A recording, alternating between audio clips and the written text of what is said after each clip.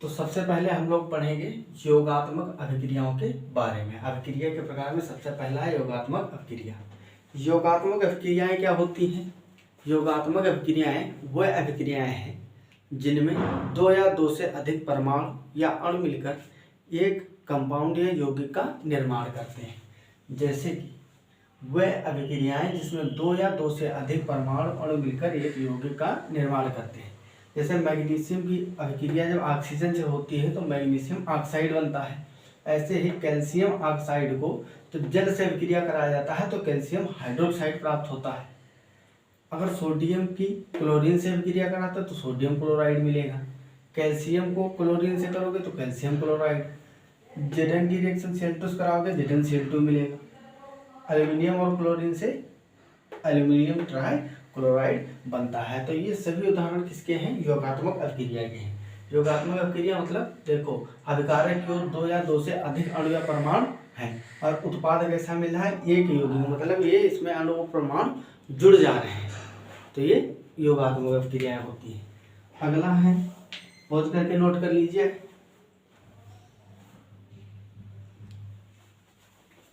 I hope आप लोग note कर लिए होंगे। अब हम अगले प्रकार की अभिक्रिया के बारे में पढ़ेंगे, अपघटन अभिक्रियाएं। कौन सी? अपघटन अभिक्रियाएं।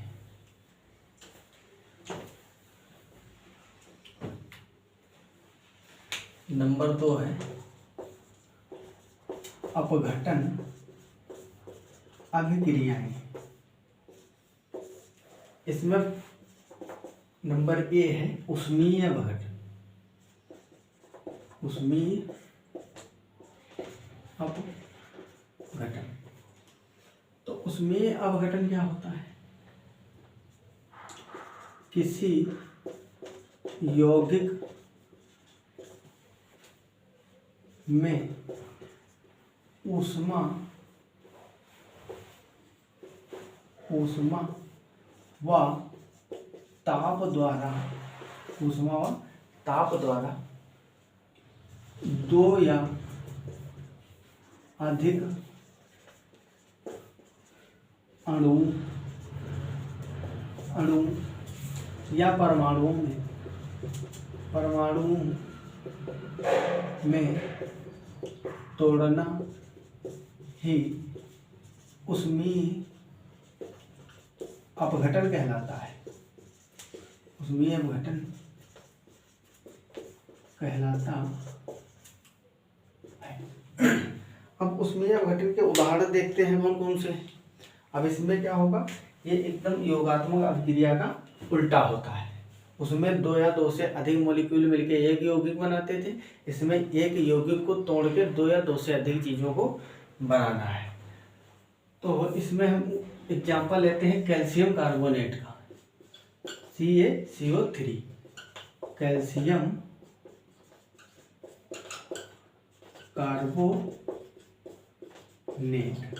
कार्बोनेट और इसको ऊष्मा देते हैं। क्या देते हैं?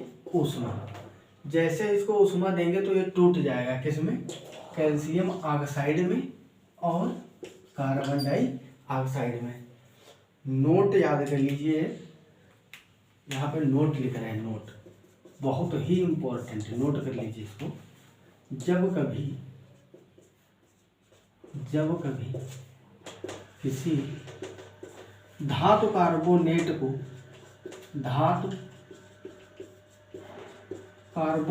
को गर्म किया जाता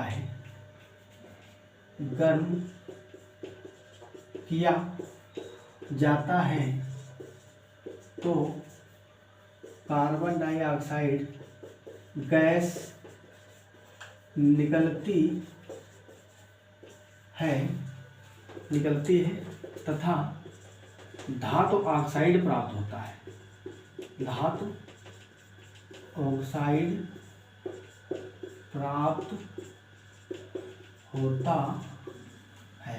अब इसमें देखो कैल्शियम कार्बोनेट लिया, जब भी किसी धातु कार्बोनेट, ये क्या है? धातु, कैल्शियम धातु होती है और कैल्शियम का कार्बोनेट है, कैल्शियम कार्बोनेट, तो धातु कार्बोनेट है। इसको गर्म किया जाता है तो कार्बन डाइऑक्साइड गैस निकलती है और उस धातु का, जिस धातु का कार्बोनेट था उसी धातु का ऑक्साइड प्राप्त होता है, कैल्शियम ऑक्साइड। ये सभी प्रकार के धातु कार्बोनेटों पे लागू होता है। जैसे कि अगले भी उदाहरण देख सकते हो तुम। अगर मैग्नीशियम कार्बोनेट लिया गया है, MgCO3, इसको गर्म किया जा रहा है। क्या किया जा रहा है? गर्म करने का चिन्ह होता है डेल्टा। ऐसे डेल्टा बना मतलब गर्म किया जा रहा है। इसको जैसे ही गर्म करोगे, उष्मा दोगे, तो ये क्या बनाएगा? पहला नंबर कार्बन डाइऑक्साइड गैस निकलेगी इसमें, ठीक है। और बचेगा क्या?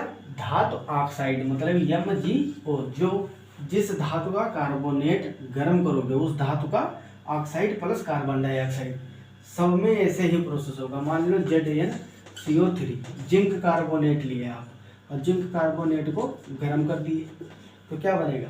पहला नंबर कार्बन डाइऑक्साइड को निकाल दो, और फिर जिस धातु का कार्बोनेट उसी धातु का ऑक्साइड लिख दो, ZnO। तो इसी तरह से हम कई सारे एग्जाम्पल्स लिख सकते हैं। बहुत ही आसान ट्रिक भी है याद करने की, अपघटन अभिक्रिया में, उष्मीय अपघटन। तो आप लोग पोज करके नोट कर लीजिए। फिर अगला हम लोग पढ़ते हैं विद्युत अपघटन के बारे में। कौन सा? विद्युत अपघटन के बारे में।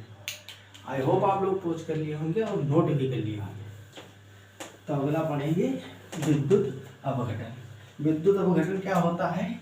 उसमें जब किसी यौगिक को, देखो अपघटन लगा है विद्युत के बाद में, मतलब उसमें भी यौगिक दो या दो से अधिक अणुओं परमाणुओं में टूट रहा होगा। लेकिन इसमें किस प्रकार टूट रहा होगा? उष्मा या ताप की वजह से नहीं, विद्युत धारा प्रवाहित करने से टूट रहा होगा। तो बी प्रकार है इस अभिक्रिया का, अपघटन क्रिया का, वैद्युत अपघटन। वैद्युत अपघटन, वैद्युत अपघटन क्या होता है? जब किसी विद्युत अपघट्य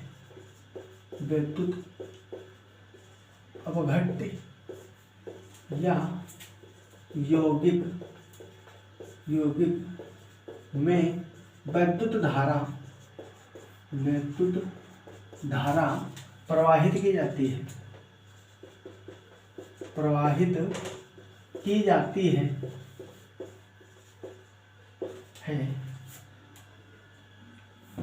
तो उस अपघटन को वैद्युत अपघटन कहते हैं। इसमें क्या होगा? एक यौगिक होगा, वैद्युत अपघट्य का मतलब क्या होता है? वैद्युत अपघट्य मतलब जिसको तोड़ा जा रहा हो, जिस यौगिक को अपघटित किया जा रहा हो, वो भी विद्युत के द्वारा। जिस यौगिक को विद्युत के द्वारा अपघटित किया जाएगा उसको विद्युत अपघट्य बोलते हैं, या कोई यौगिक मान सकते हो, ठीक है। तो वह अभिक्रिया जिसमें किसी विद्युत अपघट्य या यौगिक में विद्युत धारा प्रवाहित करके अपघटित किया जाए तो उसको विद्युत अपघटन कहते हैं। विद्युत अपघटन का उदाहरण, इसका उदाहरण होता है, मान लो 2NaCl है। क्या है? 2NaCl। अब इस पे वैद्युत धारा प्रवाहित की गई, वैद्युत धारा, तो ये बनाएगा 2Na+Cl2। इस यौगिक का अपघटन हुआ, अपघटन मतलब टूटना, लेकिन विद्युत धारा की वजह से। मान लो ये क्या था? ये बीकर था, और इसमें तुम्हारा भरा हुआ था क्या? NaCl, 2NaCl था, और इसमें तुम विद्युत धारा प्रवाहित की। विद्युत धारा यही लाइट, बिजली, और वैसे ही जैसे प्रवाहित करोगे तो ये आयनित हो जाएंगे। क्या हो जाएंगे? आयनित। ये जो सोडियम है इस पे प्लस चार्ज, इस पे माइनस चार्ज, इस पे प्लस चार्ज, इस पे माइनस चार्ज, तो ये एक में मिलकर दो सोडियम एक पास हो जाएंगे, अलग हो जाएंगे विद्युत धारा की वजह से, और क्लोरीन अलग हो जाएंगे। तो ये वैद्युत अपघटन का उदाहरण है। और क्या हो सकता है? मान लो CaCl2 है, CaCl2, तो इससे कैल्शियम बन जाएगा, और क्या बन जाएगा? Cl2 बन जाएगा। मान लो जल है, H2O, इसमें तुमने विद्युत धारा प्रवाहित किया, विद्युत धारा, वैद्युत धारा जैसे ही प्रवाहित करोगे तो क्या बनाएगा, 4 हाइड्रोजन प्लस O2 इस तरह से टूट जाएगा। तो ये सब विद्युत अपघटन के उदाहरण है। चलो इसको पॉज करके नोट करो, फिर अगला पढ़ते हैं विस्थापन अभिक्रियाएं। विस्थापन अभिक्रियाएं,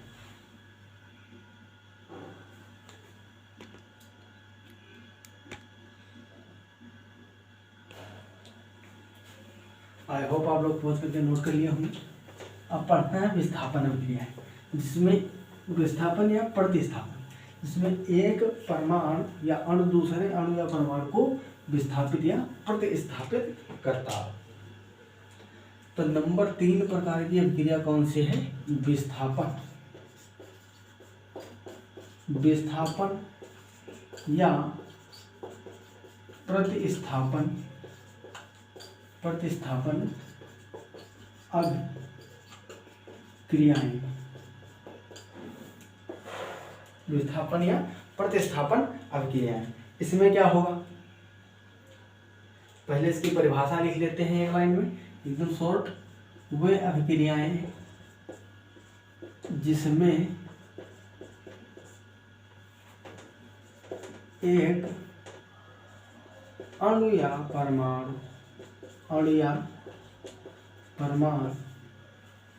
दूसरे अणु या परमाणु को विस्थापित कर देता हो, उसको कहते हैं प्रतिस्थापन या विस्थापन अभिक्रियाएं। अब इसके भी उदाहरण देख लेते हैं। उदाहरण, इसके बहुत ही इम्पोर्टेंट या अभिक्रिया भी है, विस्थापन या प्रतिस्थापन, और उदाहरण भी इसके बहुत जबरदस्त हैं। मान लो जिंक की रिएक्शन कराते हैं कॉपर सल्फेट से, तो क्या होगा, ये जिंक जो है कॉपर को यहाँ से प्रतिस्थापित कर देगा। ये जिंक कॉपर को प्रतिस्थापित कर देगा और बनाएगा ZnSO4 प्लस Cu को विस्थापित कर देगा। ये Zn Cu की जगह ले लेगा, बनाएगा ZnSO4, CuSO4 से बनना है ZnSO4, और Cu को विस्थापित कर दिया अलग। तो ये विस्थापन या प्रतिस्थापन अभिक्रिया का उदाहरण है। ये है कॉपर सल्फेट, क्या है, कॉपर सल्फेट, और बना रहा है यहाँ जिंक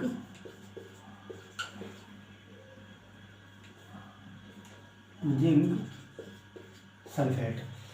तो जिंक ने कॉपर को प्रतिस्थापित कर दिया। अच्छा, ये कैसे पता चलता है कि जिंक कॉपर को करेगा, मान लो यहाँ लिखा होता Cu प्लस यहाँ लिखा होता ZnSO4, तो क्या भला एक कॉपर जो है Zn को विस्थापित करता, नहीं कर पाएगा, क्योंकि इसके लिए रटना पड़ेगा विद्युत रासायनिक श्रेणी। विद्युत रासायनिक श्रेणी में जो धातु ऊपर है, मान लो इस तरह से होता है, Zn ऊपर स्थित होती है, Cu नीचे, तो जो धातुएं ऊपर हैं विद्युत रासायनिक श्रेणी में, वो अपने से नीचे वाली धातुओं को उनके यौगिकों से विस्थापित कर सकती है, लेकिन नीचे वाली ऊपर वाले को नहीं विस्थापित कर सकती है। तो ये विद्युत रासायनिक श्रेणी जब याद करोगे, आगे चैप्टर में आपको बताएंगे डिटेल में, तो उससे पता चलने लगेगा।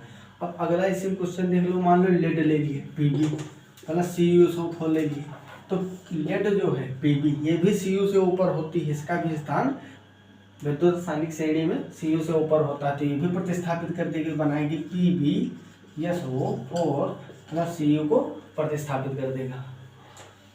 मान लो जिंक की रिएक्शन करा दिया हाइड्रोजन सल्फाइड से, हाइड्रोजन सल्फाइड मतलब सल्फ्यूरिक अम्ल इसको बोलते हैं, H2SO4,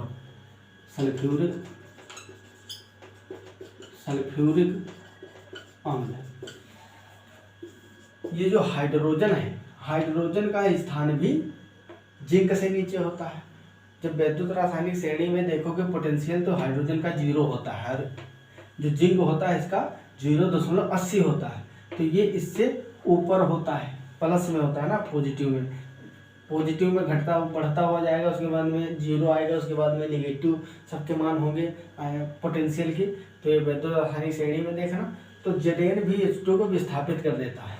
तो यहाँ पे बनेगा Zn SO4 प्लस और क्या बनेगा H2 हाइड्रोजन गैस को बाहर कर देगा। और एक नोट भी लिख लो यहाँ पे, नोट, ये अम्ल क्षार और लवण में बहुत ही काम आएंगे नोट जो लिखवा रहे हैं, पहले से ही थोड़ा थोड़ा आपको बताया दे रहे हैं। नोट है, जब कभी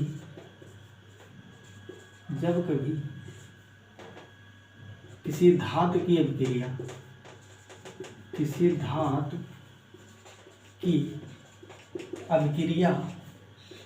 अम्ल से कराते हैं, किसी अम्ल से कराते हैं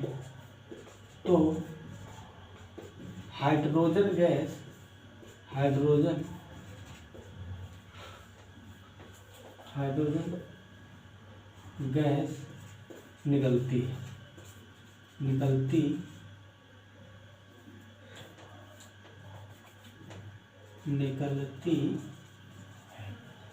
जब कभी किसी धातु की अभिक्रिया किसी अम्ल से कराते हैं तो हाइड्रोजन गैस निकलती है।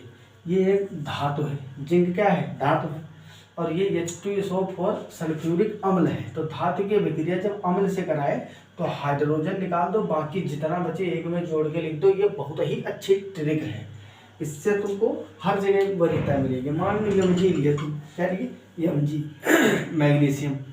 मैग्नीशियम एक धातु है, इसकी अभिक्रिया करा दी है आप 2HCl से।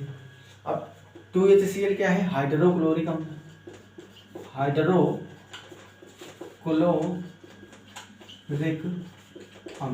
हाइड्रोक्लोरिक अम्ल मतलब धातु की अभिक्रिया फिर से किससे करा रहे हो, अम्ल से। धातु की अभिक्रिया अम्ल से होगी तो क्या होगा, हाइड्रोजन निकलेगा, और हाइड्रोजन निकलने के बाद में जो बचेगा आपस में जोड़ के लिख देंगे। तो यहाँ पे पहले निकाल दो हाइड्रोजन, H2 गैस ऊपर उड़ाओ, और बाकी बचा हुआ एक में जोड़ दो, तो 2 हाइड्रोजन निकल गए, बचे 2 Cl और Mg। तो यहाँ पे लिख दो MgCl2। ये सब क्या है, विस्थापन अभिक्रियाओं के उदाहरण हैं। Mg ने हाइड्रोजन को विस्थापित किया, क्लोरीन से अभिक्रिया कर ली, MgCl2 बना लिया। ऐसे ही और भी क्या लिख सकते हो, लिख लो Ca प्लस H2SO4। कैल्शियम भी एक प्रकार की धातु ही है, क्या है, धातु है। कैल्शियम भी धातु होती है, अम्ल से अभिक्रिया करेगी, हाइड्रोजन बाहर निकलेगा, हाइड्रोजन गैस बाहर निकाले, लिख दिए CaSO4। तो ये सब विस्थापन अभिक्रिया है, कितनी अच्छी ट्रिक बताती है आपको। बहुत सारी धातुएं, बहुत सारे अम्ल हैं, जब ये अभिक्रिया होगी धातु और अम्ल की, हाइड्रोजन गैस बाहर निकालो और बाकी बचा हुआ एक में लिख दो। तो आप लोग पोज करके इतना नोट कीजिए और अगली अभिक्रिया की तरफ बढ़ते हैं, उभय विस्थापन अभिक्रिया। आई होप आप लोग पॉज करके नोट कर लिए होंगे। अब हम लोग बढ़ते हैं उभय विस्थापन या उभय प्रतिस्थापन अभिक्रिया के बारे में। इसमें क्या हो रहा था, एक ही तत्व एक तत्व को प्रतिस्थापित कर रहा था। इसमें दो यौगिकों के दोनों परमाणु या अणु एक दूसरे से प्रतिस्थापित हो जाएंगे, उसको बोलते हैं उभय विस्थापन। क्या बोलते हैं, उभय विस्थापन।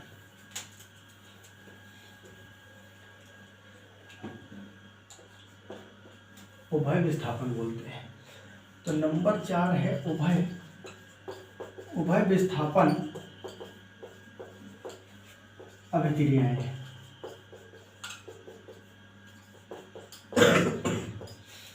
उभय विस्थापन अभिक्रियाएं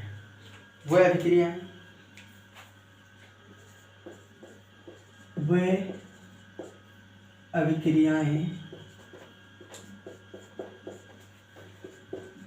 जिसमें दो आयनिक यौगिकों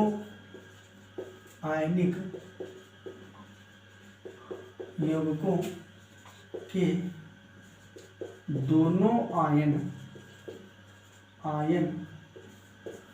आपस में परिवर्तित हो जाते हैं।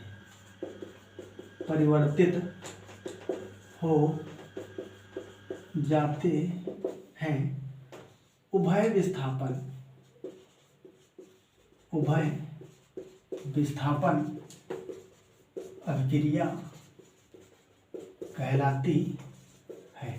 ये ज़्यादातर उभय विस्थापन अभिक्रिया जो है ज़्यादातर आयनिक यौगिकों में देखने को मिलती है। इसका मतलब होता है दो आयनिक यौगिक हैं, उनमें दोनों आयन, इस यौगिक के भी दोनों आयन, इस यौगिक के भी दोनों आयन आपस में परिवर्तित हो जाते हैं, उसको बोलते हैं उभय विस्थापन अभिक्रियाएं। तो इसका उदाहरण देखते हैं। मान लो आपके पास था सोडियम क्लोराइड NaCl और आपने ले लिया, क्या ले लिया, NaCl और AgNO3। ये है सोडियम क्लोराइड, सोडियम क्लोराइड। इसकी रिएक्शन करा दी सिल्वर नाइट्रेट से। किससे? सिल्वर नाइट्रेट से। तो इसमें क्या होगा, सोडियम नाइट्रेट से प्रतिस्थापित हो जाएगा और Cl Ag से। तो इसमें दोनों एक दूसरे से बदल जा रहे हैं, इसको कहते हैं, ये आयनिक फॉर्म में होते हैं। ये प्लस प्लस के रूप में होता है, क्लोरीन माइनस के रूप में, Ag प्लस के रूप में, नाइट्रेट माइनस के रूप में। तो इसका प्लस इसके वाले माइनस के साथ और इसका प्लस इसके वाले माइनस के साथ अदला बदली करेंगे, इसी को उभय विस्थापन अभिक्रियाएं कहते हैं। तो NaNO3 प्लस AgCl। अब देखो ये इसका प्लस वाला और इसका माइनस वाला NaNO3 बना दिए, और इसका प्लस वाला Ag और इसका माइनस वाला Cl AgCl बना दिए। ये बन गया सोडियम नाइट्रेट, और ये क्या बन गया, सिल्वर क्लोराइड। और ऐसे उदाहरण देख सकते हैं हम लोग, बहुत सारे उदाहरण हैं। मान लो लिए CaCl2, क्या लिए, CaCl2, और इसकी अभिक्रिया करा दी है हम लोग 2AgNO3 से।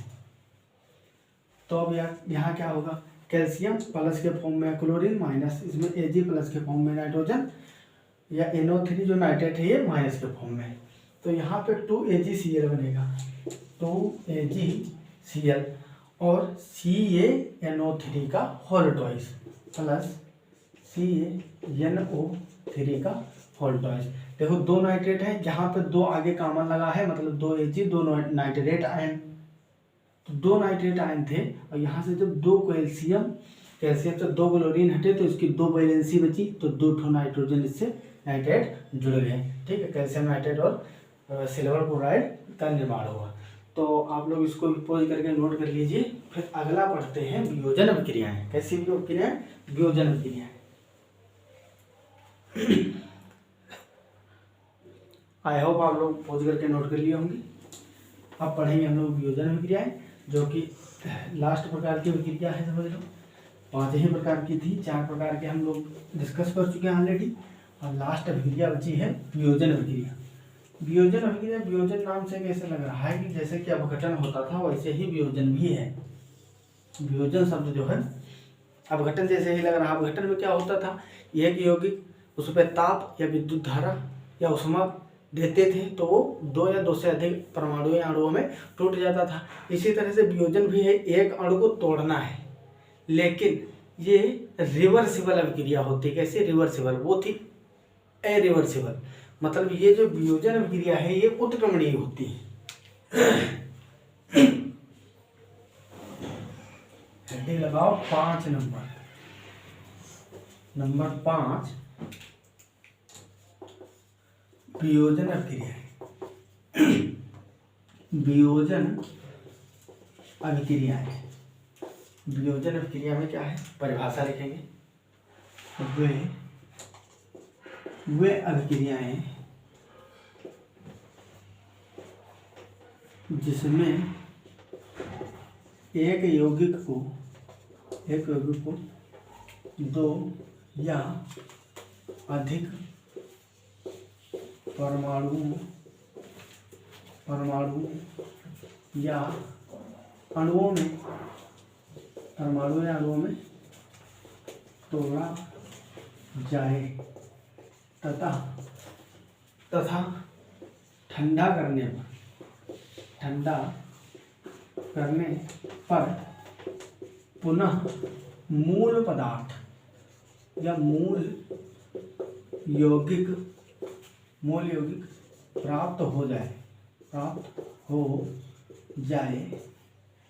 उसे ही वियोजन अभिक्रियाएं कहते हैं। ये अभिक्रियाएं